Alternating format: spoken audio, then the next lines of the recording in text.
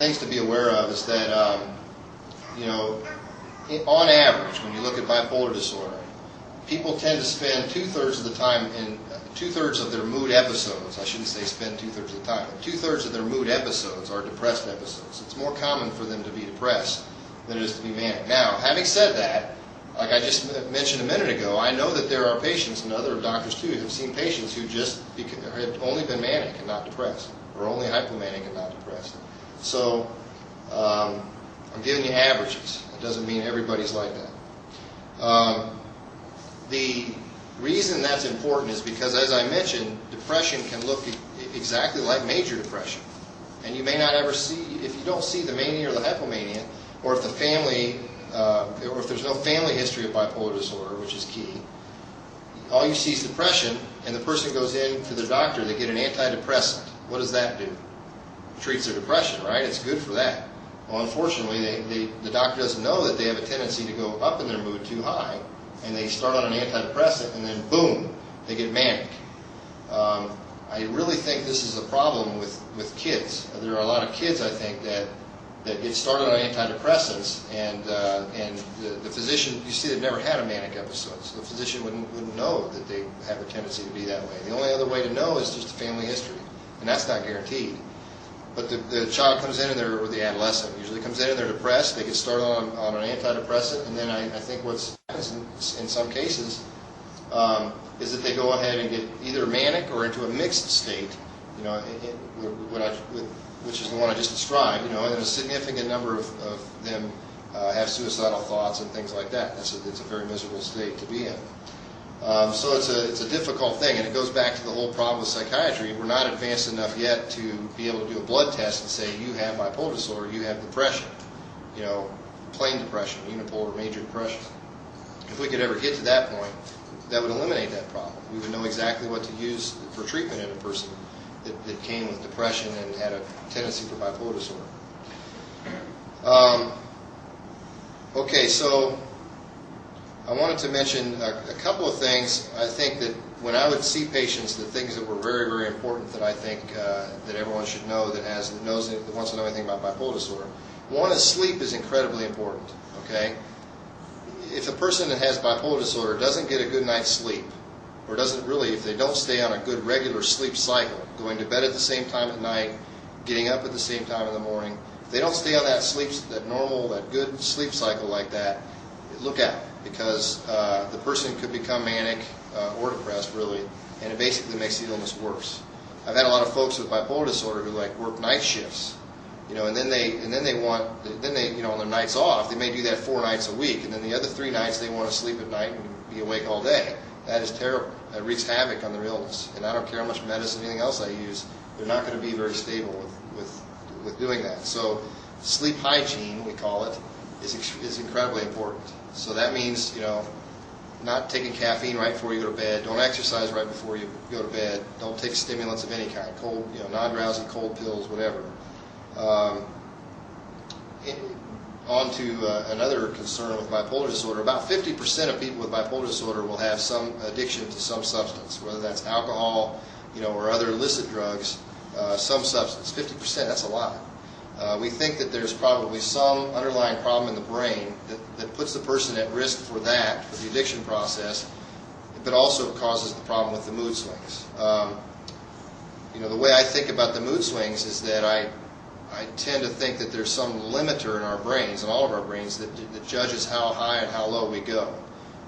There's some circuit, let's say, that does that, and I don't know any science behind this, but let's say that it's a possibility. And it just seems like somebody with bipolar disorder might have their limiter set too high and too low, so their mood swings way higher and way lower than somebody who doesn't have it. Stress is a very important trigger for mood. We've talked about that a lot. It's not good for anything, really. It's not good for the brain, so it's not going to be good for anybody that has any type of illness of the brain. It's going to make their symptoms worse. And usually what happens is they get stressed, like all of us have happened. We get stressed, we don't sleep as well, and then bang, the mood gets worse. So again, it comes back to the sleep as well as the stress. Now, a couple of other things. Be really careful if you know somebody with bipolar disorder, be very careful and caution them to be careful taking any medication that they're not sure what's in it. I have had patients who I don't think really have bipolar disorder but got manic on things like Adipex or diet pills of some type. What do diet pills do? They increase metabolism. They stimulate it, right? If you burn off more, if your metabolism is higher, you're burning off more calories. But the problem with that is you could get pretty hyper, you know. And if you have bipolar disorder and you do that, you can go into a manic state.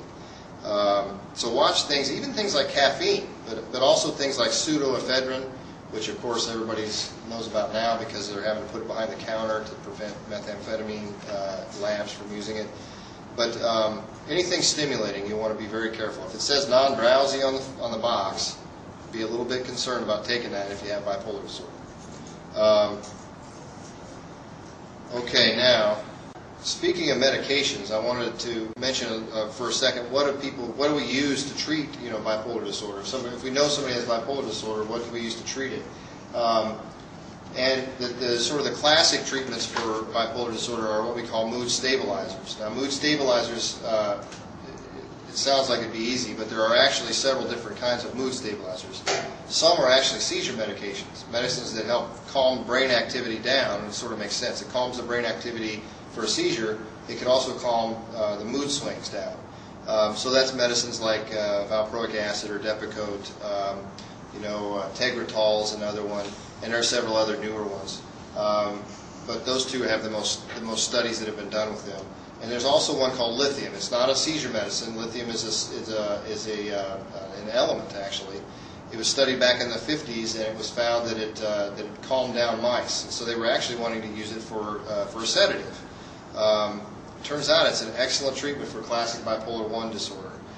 It can have some side effects and toxicities, and like any medicine, you have to think about the risks and the benefits of taking the medicine. And if the risks are worse than the benefit you get, then it's not worth taking it.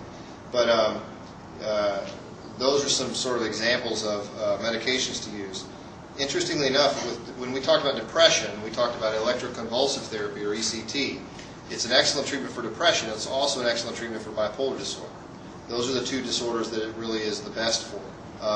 It works for some other things too, like Parkinson's disease, but it doesn't work so well for schizophrenia or substance abuse or anxiety disorders or things like that. So ECT is another possibility.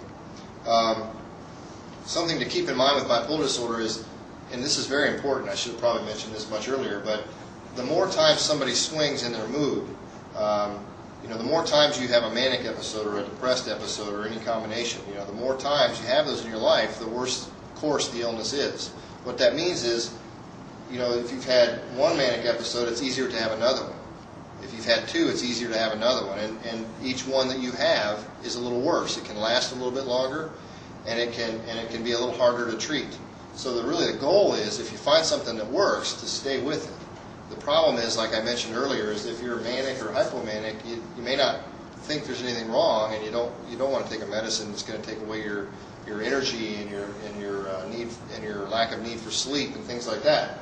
And I've taken care of an artist one time who said that with the medicine, it takes away her creativity.